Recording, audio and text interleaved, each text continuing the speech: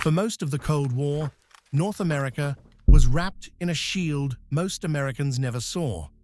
Radar fences across the top of the world, missile batteries hidden behind suburban fences, a city buried under the Greenland ice. This is a file on Cold War air defense, the continental shield built to watch the sky, and the strange, enormous things it left behind. Every piece of it was built for an attack that never came. And that was the point. What ties these five together is scale. Whole coastlines, whole territories, whole suburbs quietly enlisted into one machine for watching the sky. Missiles waiting at the end of suburban streets. A warning line above the Arctic Circle, built in some of the harshest conditions on Earth. And under the ice cap, a base with a nuclear reactor and a second secret purpose that stayed classified for decades. Number 5 stood 100 miles out to sea, on legs. 100 miles off the American coast, the Air Force went to sea. In the mid-1950s, engineers planted 3 radar stations in the open Atlantic, steel platforms standing on caisson legs driven into the seabed, each one crowned with radomes and crewed like a ship that never sailed. They were called the Texas Towers because they looked like the oil platforms of the Gulf of Mexico, transplanted into cold, gray water. Their job was simple and urgent: push radar coverage seaward and buy the mainland precious extra minutes of warning against bombers coming in low over the ocean. The sea never stopped testing them. The deepest set tower, standing off New Jersey on repaired legs, was battered by a hurricane and then lost to a winter storm in 1961, taking its crew of 28 with it. The rest were stood down within 2 years, their mission overtaken by radar ships, patrol aircraft, and a threat that was changing from bombers to missiles. The towers are gone. The idea of them, radar standing alone in open ocean, still reads like something from another world. At the top of the world, the United States and Canada built a fence made of radar. The distant early warning line, a chain of more than 60 stations, runs from Alaska across the Canadian Arctic toward Greenland, roughly along the 69th parallel, far above the Arctic Circle. It went up in about 2.5 years in some of the harshest building conditions on Earth. Crews worked through darkness and cold that could stop machinery, supplied by one of the largest sea lifts and airlifts of the era, hauling prefabricated station modules onto frozen ground.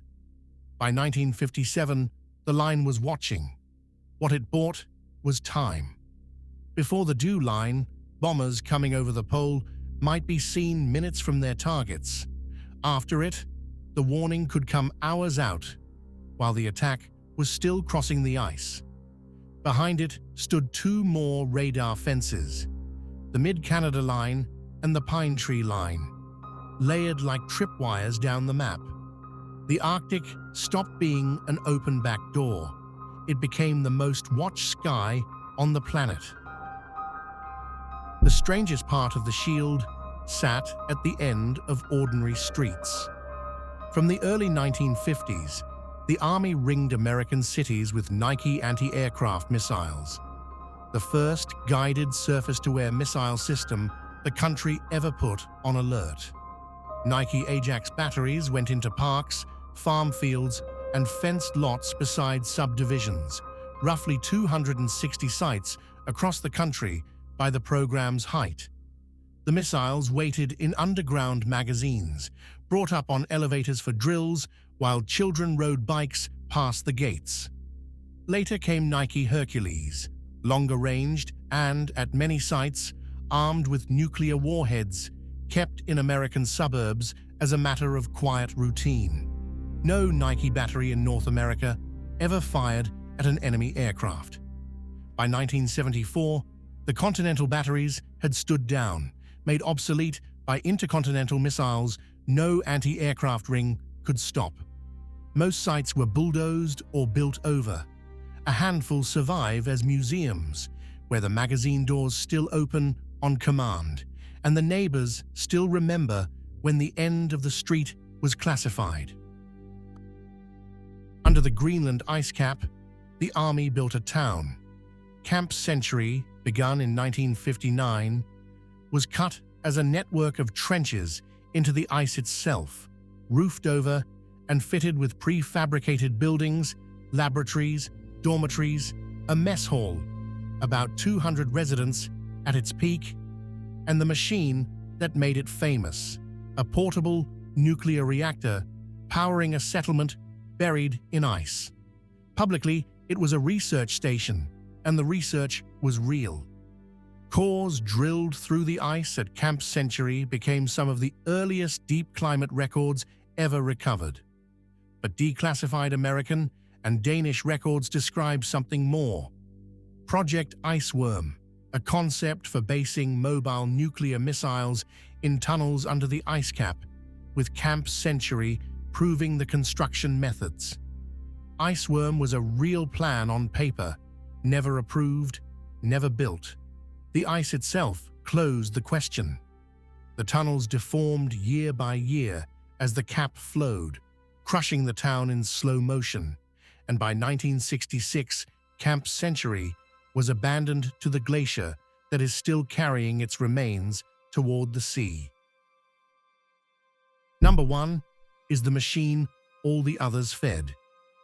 In the years after World War II, the United States built a single command whose only job was to watch the continent's sky. Air Defense Command, joined in the late 1950s by NORAD, the binational command that put American and Canadian officers side by side at the same boards.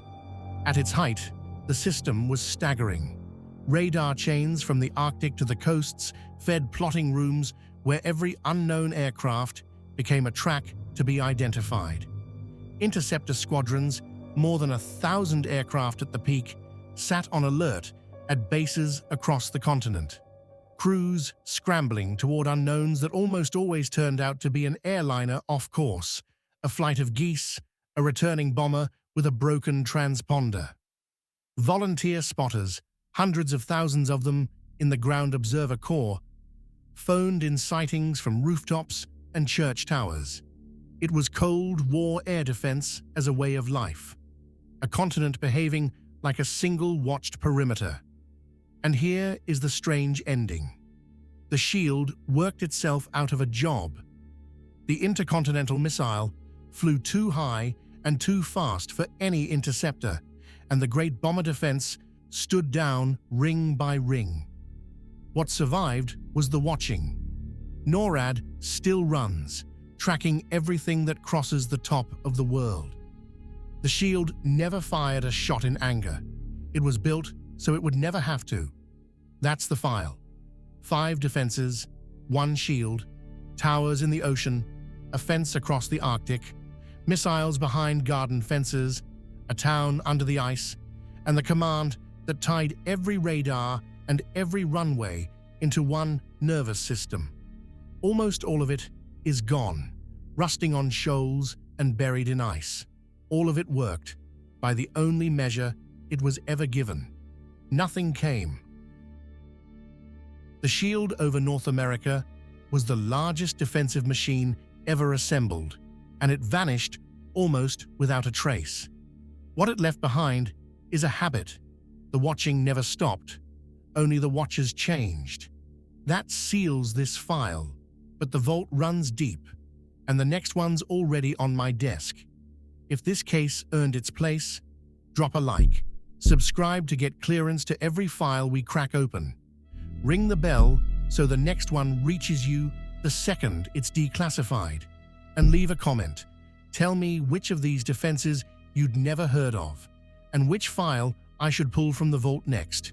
New file every week. This has been the Countdown Files. Stay curious. Case closed.